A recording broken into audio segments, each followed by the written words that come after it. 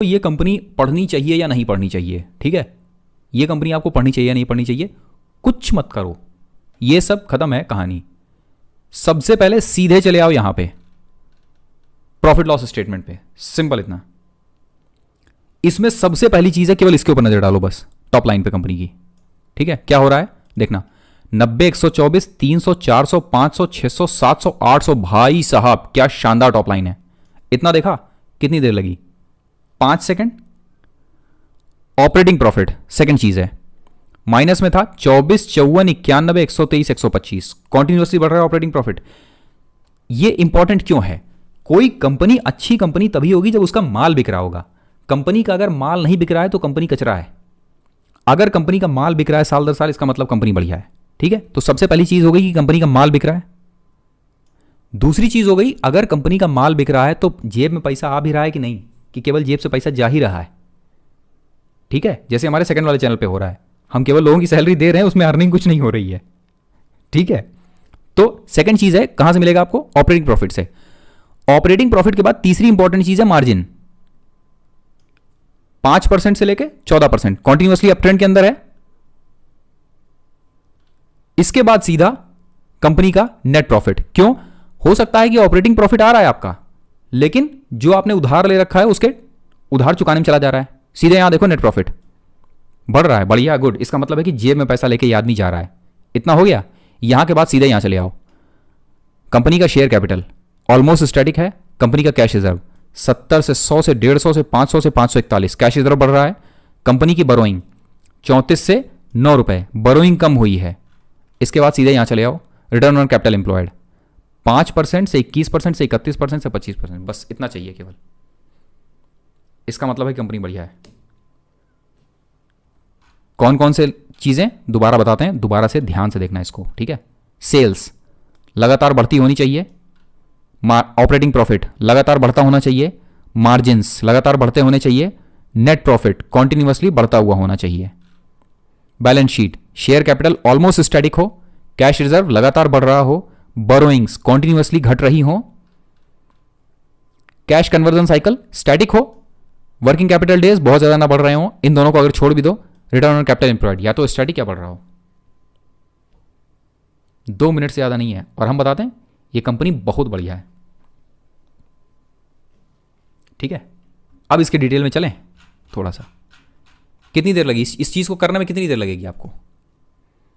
गिरावट क्यों हो रही है, ये पर्टिकुलर गिरावट क्यों हो रही है, इससे बेहतर मार्जिन वाली कंपनियां हैं, ठीक। और यहां देखना,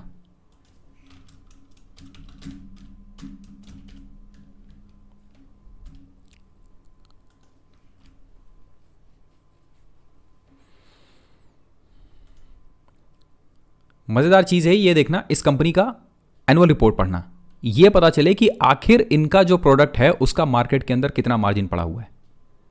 हाँ, एशियन पेंट्स को कहां बीट करेगा मनोजीत सर, इसी वजह से तो एशियन पेंट्स तो आंख बंद करके बाय करने वाली चीज है, ठीक है।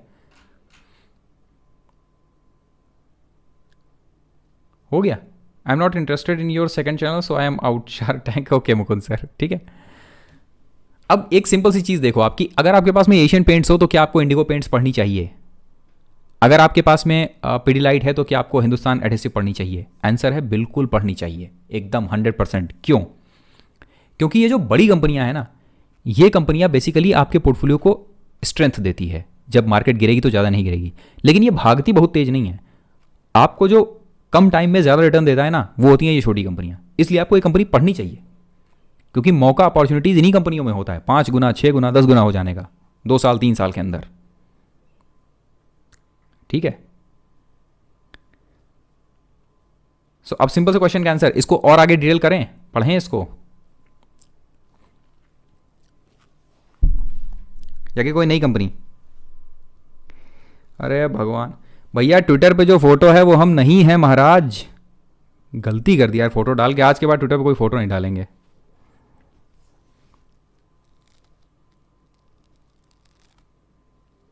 ठीक है, चलिए ध्यान से देखते हैं। 7,500 करोड़ का मार्केट कैप, क्या है कंपनी, मिड कैप है, स्मॉल कैप है, लार्ज कैप है, क्या है कंपनी।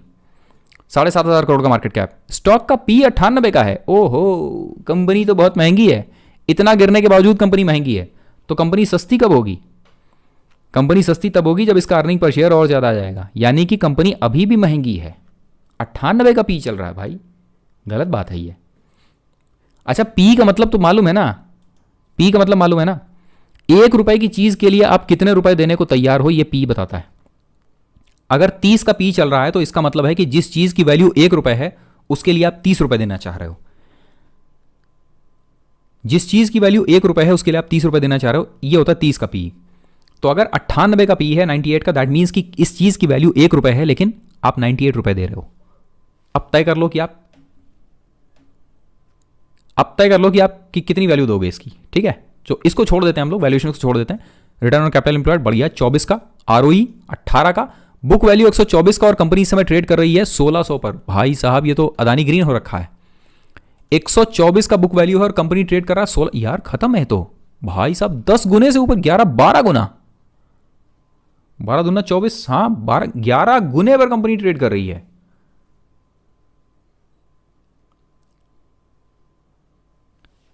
अच्छा ओके, ठीक है। सो इसको एक बार छोड़ देते हैं, क्लिश ड्रग देख लेते हैं, ठीक है। और इनका अपने कंपनी के बिजनेस के बारे में पढ़ते हैं जरा क्या है। Indigo paint limited is engaged in manufacturing and sales of decorative paints, operates in manufacturing facilities Jodhpur में है, कोची केरला में है और तमिलनाडु के अंदर है। प्रोडक्ट पोर्टफोलियो क्या है? Decorative paints includes emulsion, enamel, would coating, distemper, primer, putty, cement. मतलब ऑलमोस्ट मोर और लेस वही है जो अपने एशियन पेंट्स का है वही, ठीक है। रेवेन्यू ब्रेकअप ध्यान से देखना आप, 43% of revenue followed by primers, emulsion और से जो है इनका 43% के करीब आता है। 24% आता है प्राइमर और डिस्टेम्पर से, और इनेमल और वुड कोटिंग से आता है 18%, सीमेंट, पेंट और पुट्टी से आता है तकरीबन 15%। नाउ फर्स्ट मूवर एडवांटेज क्या है इनके पास? First mover advantage, Indigo paint is the first company to launch differentiated paint products and has enjoyed the first mover advantage in various products in the industry. First mover advantage, metallic emulsion, tile coating emulsion, bright ceiling coat emulsion, floor coat emulsion, dirt proof and waterproof exterior laminates and others. Distribution network ठीक है but उसका कोई मुकाबला नहीं है। Revenue breakup देखते हैं, south region of India contributes 46% revenue followed by east. Okay, concentration rural, semi urban, advertisement, manufacturing capabilities ठीक है। और एक ये यहाँ पर थोड़ा सा अच्छी इंफॉर्मेशन है, the company doubled its putty plant capacity situated at Jodhpur Rajasthan. The company has plan to expand its Tamil Nadu plant with an investment of 150 crore. ये इनके पास में थोड़ा सा ग्रीन फील्ड एक्सपेंशन का प्लान है। चलिए अब डेटा के ऊपर आते हैं। Company has reduced its debt, almost debt free, has delivered good profit in the last 5 years. कितना है CAGR? 70% का प्रॉफिट ग्रोथ है, ठीक है, 70% का।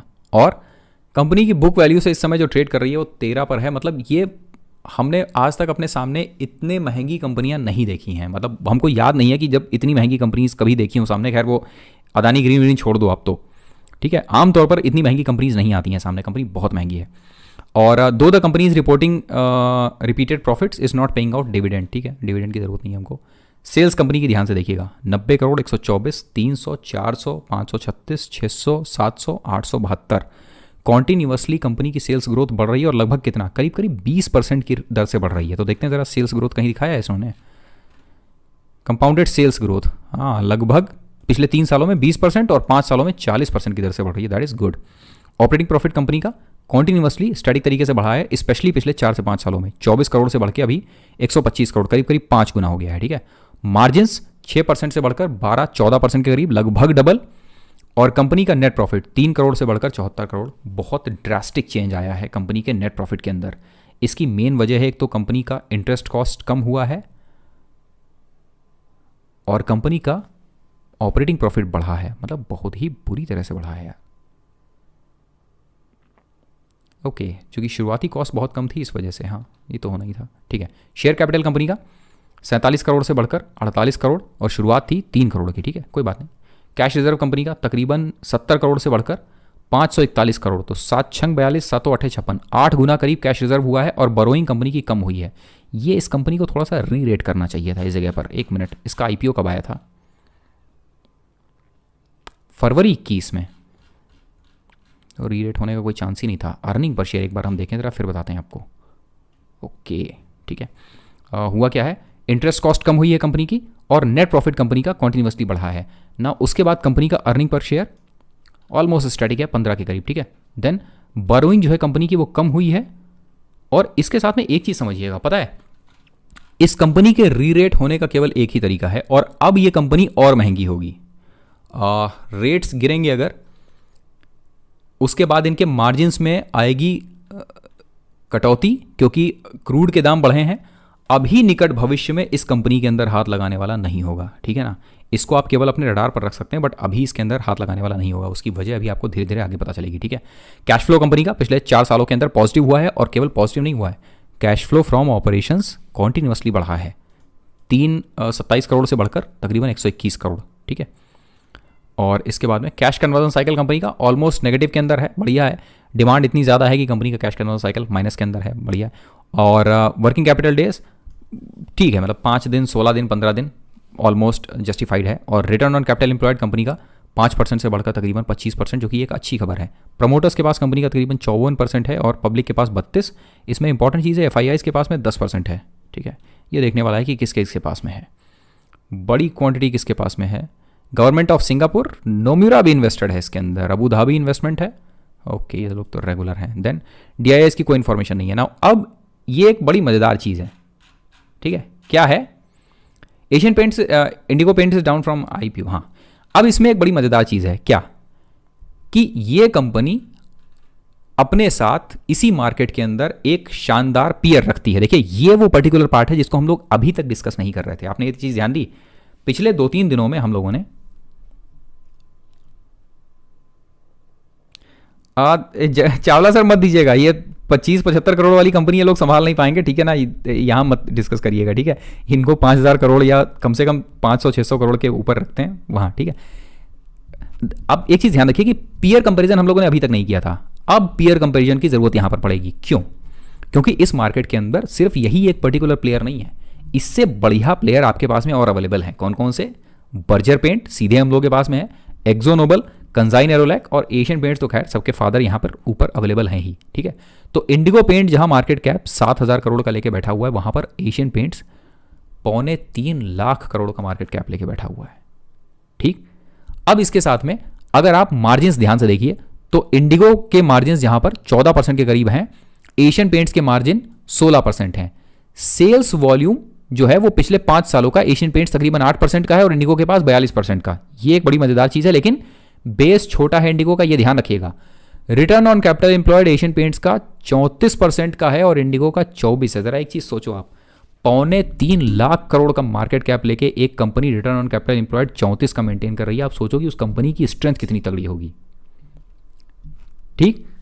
देन डेट कोई बहुत ज़्यादा मैटर नहीं करता है, मैटर करता है, ये भी बहुत ज़्यादा मैटर नहीं करता है, ठीक है ना। मेन चीज़ जो मैटर करती थी वो है margins, return on capital employed, profit growth, ठीक है। तो प्रॉफिट ग्रोथ अभी इसके अंदर नहीं आई है, और उसके साथ में FIIs और DIIs की होल्डिंग तकरीबन 22% और 20% के करीब एशियन पेंट्स के अंदर है, और इंडिगो के अंदर FIIs की होल्डिंग जो है वो तकरीबन 11% है। नाउ अब यहाँ पर ये सिचुएशन थोड़ी सी और कठिन होती है। अगर आपको पेंट इंडस्ट्री के अंदर जाना है, ठीक है ना, तो आपको इन 4-5 कंपनियों के डाटा एक साथ खोल के रखने पड़ेंगे बगल में, उसमें भी स्पेशली मार्जिन और मार्जिन में होने वाला सुधार, ठीक है। मार्जिन और मार्जिन में होने वाला सुधार, किस कंपनी के मार्जिन्स बेहतर हो रहे हैं और कौन मार्केट पर सबसे ज्यादा पकड़ बना रहा है इन 5 के अंदर, तभी आप ये तय कर पाएंगे कि एशियन पेंट्स के अलावा बाकी की 4 कंपनियों में से कौन सी कंपनी हमको उठानी चाहिए, ठीक है ना। ये एक बहुत इंपॉर्टेंट है। बर्जर पेंट का रोज तकरीबन 27 का है, इनका 24 का है, तो कायदे से आपको जिस कंपनी के साथ सबसे पहले कंपेयर करना चाहिए ना, वो होगा बर्जर पेंट, ठीक है। सेल्स ग्रोथ 40 की है और प्रॉफिट ग्रोथ बर्जर की 33 की है, बढ़िया। एक्जो नोबल भी देखने लायक। यहां पर थोड़ी सी आपको परेशानी होगी, इसमें आपको और पढ़ना पड़ेगा, डीप घुसना पड़ेगा, ठीक है। लेकिन आंख बंद करके इंडिगो बिल्कुल बाय करने लायक नहीं होगी। उसकी वजह सीधे सीधे यही है, कंपनी महंगी बहुत है, 98 का स्टॉक PE है और प्राइस टू बुक 12 का चल रहा है, कोई मतलब ही नहीं है,